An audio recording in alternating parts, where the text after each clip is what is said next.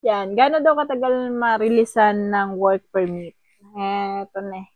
Etong work permit kasi guys, ito yung isa sa requirements natin pag nag-apply tayo sa ibang bansa.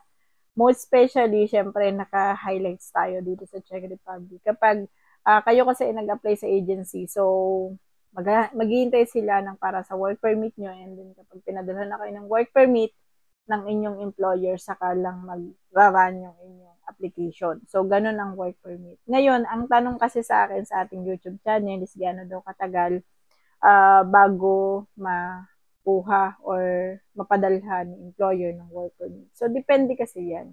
Pinakamabilis kasi dyan is nasa 1 month lang. Kapag 1 month is napadalhan na kaagad kayo, much better yun. Pero minsan inaabot siya ng 3 months. So, hindi ibig sabihin na pag-apply nyo ngayon, is nandiyan na kagad ang work permit nyo after a week. Hindi po siya ganun. Kasi dito pa po sa Czech Republic, manggagaling po yung inyong work permit na parang pinapayagan kayo ng inyong employer na magtrabaho po dito sa Czech Republic.